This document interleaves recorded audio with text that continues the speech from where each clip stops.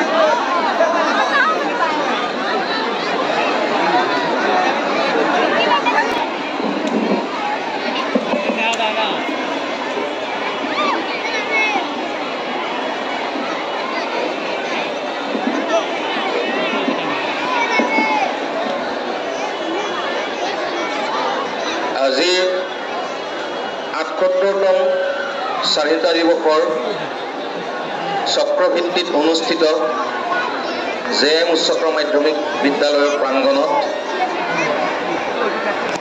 সমবেত হোৱা আমাৰ মানকাছাৰ অঞ্চলৰ বিশিষ্ট ব্যক্তিসকল,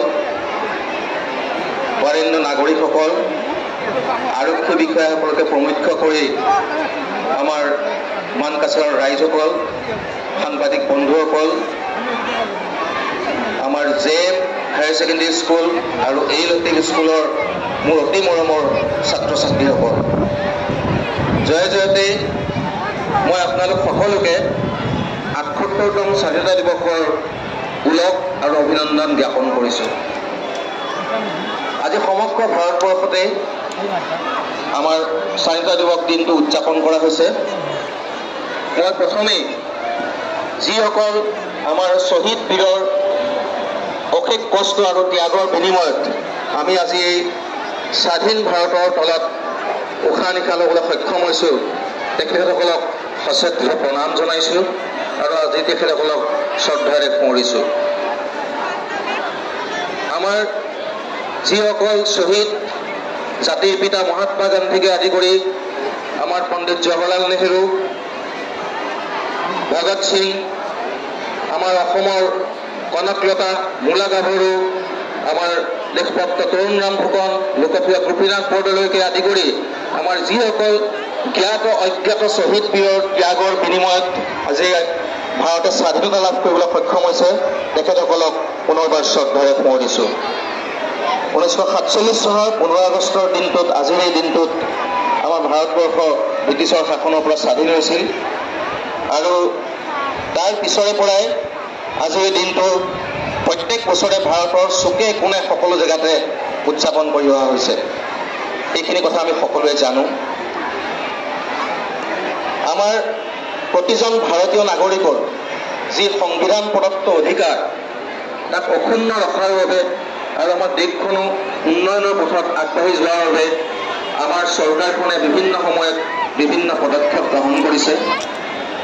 আমাৰ অসম চৰকাৰৰ মাননীয় মুখ্যমন্ত্ৰী ডক্টৰ হিমন্ত বিশ্ব শৰ্মাদেৱৰ বলিষ্ঠ পদক্ষেপত আমাৰ ৰাজ্যখন আগুৱাই যোৱাৰ বাবে বিভিন্ন সময়ত বিভিন্ন আঁচনি ৰূপায়ণ কৰা হৈছে। আজিৰ এই পবিত্ৰ ক্ষণত মই আমাৰ জিলাখনত সাফল্যৰূপে চলি থকা কেইটামান আঁচনিৰ খতিয়ান আজি ৰাইজৰ আগত মই দাঙি ধৰিব বিচাৰিছোঁ। প্ৰথমে আমাৰ শিক্ষাৰ ক্ষেত্ৰত আমাৰ সমগ্ৰ শিক্ষা আৰু গুণোৎসৱৰ জৰিয়তে বৰ্তমান আমাৰ শিক্ষা ব্যৱস্থাত শিক্ষাৰ গুণগত মান যথেষ্ট পৰিমাণে বৃদ্ধি হৈছে। ইয়াৰ উপৰিও আমাৰ যি চাইল্ড লেবাৰ, বাল্য শ্ৰম আৰু বাল্য বিবাহ প্ৰতিৰোধৰ বাবে চৰকাৰে বিভিন্ন সময়ত বিভিন্ন পদক্ষেপ লৈছে।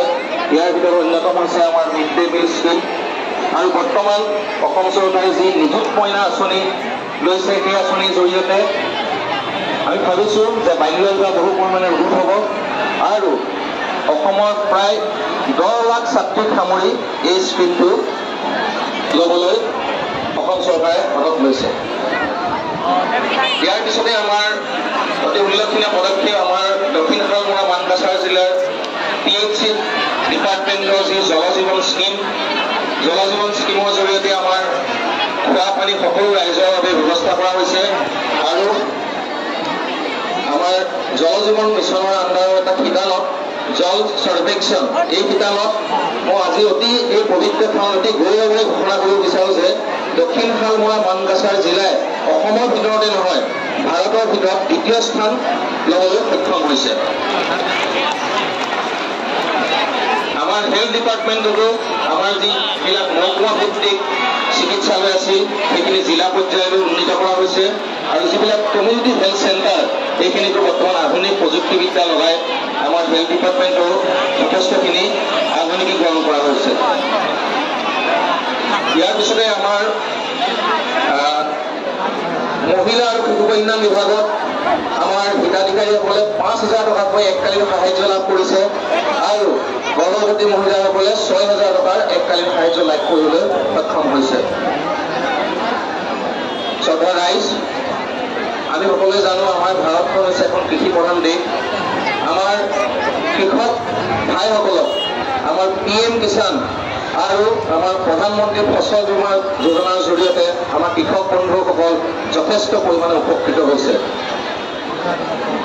আমাৰ 2022 চনৰ 15 আগষ্টৰ দিনটোত আমি সকলোৱে জানো যে আমাৰ স্বাধীন হোৱাৰ 75 বছৰ পূৰ্ণ হৈছিল। তাৰপিছতে আমাৰ চৰকাৰে অমৃত কাল হিচাপে ঘোষণা কৰিছিল আৰু তাৰে এটা শিতানত হৰ ঘৰ তিৰংগা ৰূপে এই বছৰ আমি দক্ষিণ শালমৰা মানকাছাৰ জিলাত আমি উদযাপন কৰিছোঁ আৰু ইয়াৰে আণ্ডাৰত আমাৰ তিৰংগা ত্ৰিভুজ, Tiranga rally, Tiranga canvas, Tiranga concert বিভিন্ন প্ৰগ্ৰেম আয়োজন কৰা হৈছে আৰু আমাৰ দক্ষিণ শালমৰা মানকাছাৰ জিলাৰ পৰা তিৰংগা চেলফি আছে। দক্ষিণ শালমৰা মানকাছাৰ জিলাৰ পৰা আমাৰ এই গোটেইখিনি শিতানতে আমাৰ উদযাপন কৰা হৈছে আৰু আমাৰ খুব ভালকৈ উদযাপন কৰা হৈছে। ইয়াৰ উপৰি আমাৰ চৰকাৰে হাতত লোৱা অন্যতম এটা পদক্ষেপ হৈছে সাংস্কৃতিক মহাসংগ্ৰাম। সাংস্কৃতিক মহাসংগ্ৰামৰ জৰিয়তে আমাৰ যিসকল গাঁৱে ভূঞে চুকে কোণে যিবিলাক লুপ্ত প্ৰতিভা আছিলে সেই লুপ্ত প্ৰতিভাখিনি ওলাই আহিবলৈ মহকুমা ভিত্তিক, জিলা ভিত্তিক, ৰাজ্যিক পৰ্যায়ত তেওঁলোকৰ যিখিনি দক্ষতা আছিলে, যিখিনি প্ৰতিভা আছিলে সেই প্ৰতিভাখিনি ওলাই আহিবলৈ এটা প্লেটফৰ্ম সৃষ্টি কৰি দিছে। আমাৰ স্পৰ্টছ ডিপাৰ্টমেণ্টৰ খেল মহাৰণৰ জৰিয়তে যিসকল আমাৰ অসমৰ গাঁৱে ভূঞে চুকে কোণে আমাৰ যিসকল খেলৰ প্ৰতিভা আছিলে সেই প্ৰতিভাখিনি বাহিৰলৈ ওলাই আহিবলৈ আমাৰ চৰকাৰৰ পদক্ষেপত সক্ষম হৈছে। আমাৰ দক্ষিণ শালমৰা মানকাছাৰ জিলাৰ আমাৰ পঞ্চায়ত আৰু গ্ৰাম উন্নয়ন বিভাগৰ যিটো সফলতা, এই সফলতাটো অতি উল্লেখনীয়। আমাৰ PMY ঘৰ আঁচনিৰ অধীনত আমাৰ যিটো টাৰ্গেট আছিলে দক্ষিণ শালমৰা মানকাছাৰ জিলাত 98.2% এচিভ কৰিবলৈ সক্ষম হৈছে আৰু 30% হয় এই 2 মাহতে আমাৰ PMY টাৰ্গেট কমপ্লিট হ'ব। ইয়াৰ উপৰি আমাৰ অমৃত সৰোবৰ আমাৰ 65টা অমৃত সৰোবৰৰ ভিতৰত অলৰেডি 59টা 59টা অমৃত সৰোবৰ অলৰেডি আমাৰ আত্মসহায়ক গোটসকলক হেণ্ডঅভাৰ কৰা হৈছে, যাৰ জৰিয়তে মই ভাবোঁ আমাৰ যিসকল আত্মসহায়ক গোট আছে সেই আত্মসহায়ক গোটবিলাক স্বাৱলম্বী হ'বলৈ সক্ষম হ'ব। ইয়াৰ উপৰি আমাৰ চক্ৰ বিষয়া কাৰ্যালয়ৰ আজি আপোনালোকক মই জনাবলৈ পাই অতি গৌৰৱেৰে জনাব বিচাৰোঁ যে আমাৰ চক্ৰ বিষয়া কাৰ্যালয়ৰ ইতিমধ্যে ডিজিটাইজেশ্যন প্ৰচেছ কমপ্লিট হৈছে। এতিয়াৰ পৰা যিবিলাক চিটিজেন চেণ্ট্ৰিক ছাৰ্ভিচ আমাৰ চাৰ্টিফিকেটেই হওক, নেক্সট অফ কিন চাৰ্টিফিকেটেই হওক, যিকোনো চাৰ্টিফিকেট আমাৰ অনলাইনৰ ব্যৱস্থা কৰা হৈছে আৰু মাটিৰ যিকোনো কাম কাজ আমাৰ আগতে যিটো এটা দীঘলীয়া পৰ্যায় আছিলে এইটো ডিজিটাইজেশ্যনৰ যোগেদি আমাৰ অতি ঘৰৰ পৰাই গোটেই কামখিনি সম্পাদন হ'ব বুলি মই ভাবিছোঁ আৰু ইয়াৰ জৰিয়তে আমাৰ যিসকল ৰাইজ সেই ৰাইজসকল যথেষ্ট পৰিমাণে উপকৃত হ'ব। আমাৰ দক্ষিণ শালমৰা মানকাছাৰ জিলাত অসমৰ যিবিলাক আঁচনি আছে সেই আঁচনিখিনি বৰ্তমানলৈকে অতি সফলভাৱে ৰূপায়ণ হৈ আছে আৰু তাৰ বাবে মই আমাৰ যিসকল দক্ষিণ শালমৰা মানকাছাৰ জিলাৰ ৰাইজ সকলো ৰাইজকে মই ধন্যবাদ জ্ঞাপন কৰিছোঁ। সদৌ মই পুনৰবাৰ আমাৰ বীৰ শ্বহীদসকলক সোঁৱৰিছোঁ আৰু মই আশা কৰিছোঁ যাতে আমাৰ এই দক্ষিণ শালমৰা মানকাছাৰ জিলাখনৰ আমাৰ সকলো ৰাইজ একত্ৰিত হৈ আমি ঐক্যবদ্ধভাৱে কাম কৰি আমাৰ ৰাজ্যখনক আমাৰ দেশখনক বিশ্বৰ দৰবাৰলৈ আগবঢ়াই নিবলৈ সক্ষম হওঁ আৰু আমি সকলোৱে যাতে একেলগে কাম কৰি এটা পৃথিৱীত এটা নিদৰ্শন এটা সৃষ্টি কৰোঁ। বিভিন্ন জাতি জনগোষ্ঠী ভাষা ভাষিক লোক একেলগে আমি আগবাঢ়ি গৈ বিশ্বৰ দৰবাৰত যাতে আমি প্ৰতিষ্ঠা কৰিব পাৰোঁ। ইয়াকে কৈ মই মোৰ বক্তব্য ইমানটা সামৰণি মাৰিছোঁ। ধন্যবাদ। জয় হিন্দ।